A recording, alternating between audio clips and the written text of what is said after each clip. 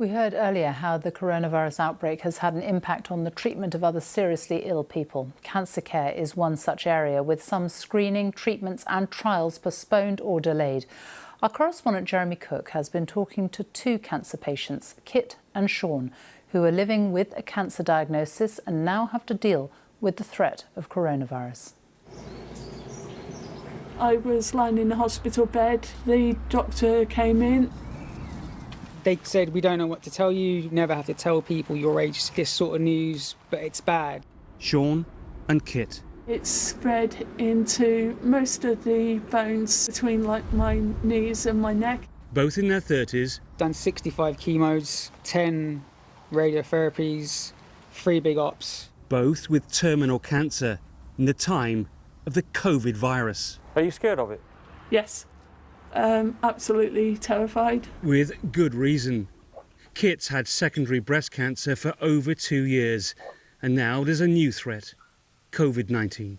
I want to live long enough to die of cancer. I don't really want to be carried off by corona. I am back into hospital tomorrow. For Sean, it's liver and bowel cancer. Over the weekend, I haven't been feeling too good. I'm getting some liver pains and stuff, which is quite concerning. His fear has been that if he got COVID, he may have been written off if the NHS had become overwhelmed. Definitely feels like a lot of us are being left behind. COVID-19 totally messes things up for most of us. It's wreaked havoc with our treatments, with our surgeries, with our futures, with our hope. Hope. Sean's best hope has been a clinical drug trial, but now it's on hold because of the virus. I'm now doing a third-line oral chemotherapy, which we hope, just hope, will see us through this period until trials open back up.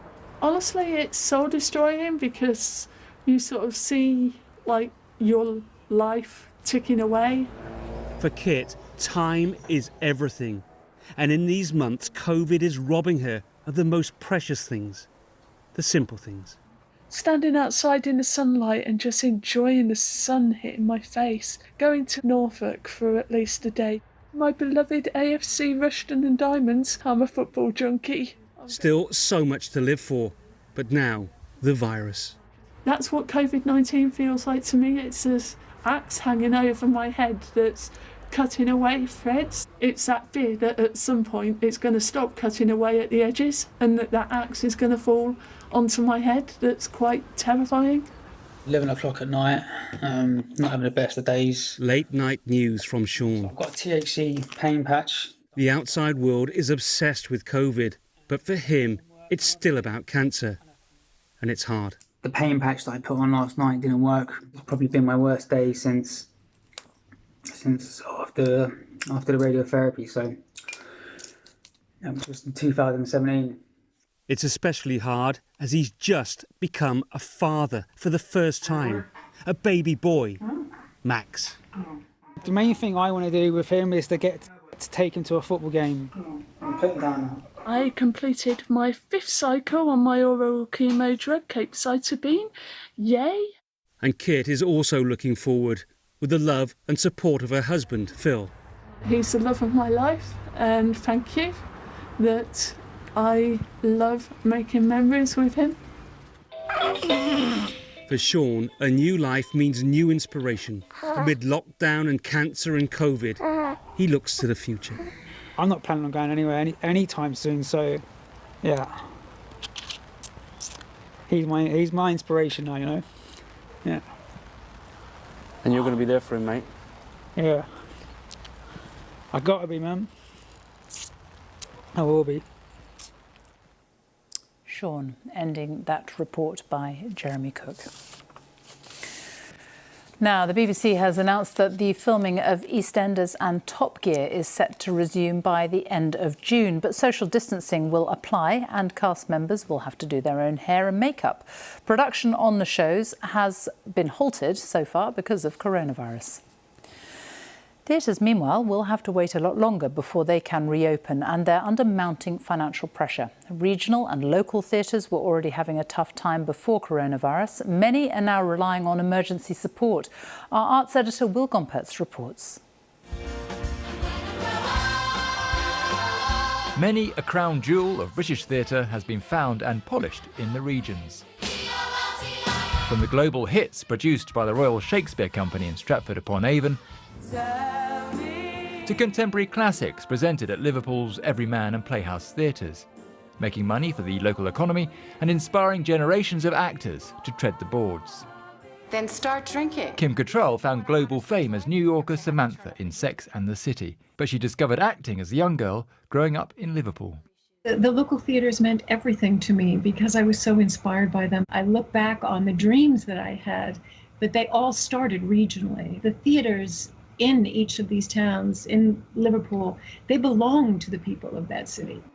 Not at the moment, they don't. COVID-19 has forced theatres to close, leaving many of those in the regions in a perilous situation.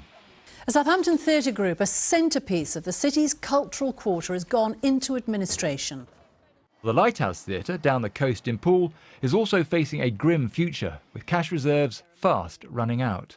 We've got 6 to 8 weeks where we can survive, but beyond that, it would be very difficult to continue. Opening with social distancing would give us about 16 to 20% maximum capacity, which for any venue is not going to cut the mustard in terms of its financial capabilities. So it's not economically viable for most theatres to open under social distancing rules, which means the show won't go on until we can once again gather in large numbers, which might be too late to save struggling regional playhouses. It's got hours to kill and a lifetime to go. And that would be a big problem for London's West End, a cultural and economic powerhouse which relies on shows created in the regions, like Everybody's Talking About Jamie. Well, that was made in Sheffield. The moment I saw it, I went straight away and said to the director, I want to bring it to London, I'll give you a theatre and I'll produce it. I mean, London is the capital, but we are a country of many voices and many points of views, and we need to represent those. The government says it's working closely with the arts and cultural sector to plan for its future and find solutions to the challenges it faces. Ultimately, that's likely to mean providing access to more money, at a time when there'll be many competing calls on the public purse. Will Gompertz, BBC News.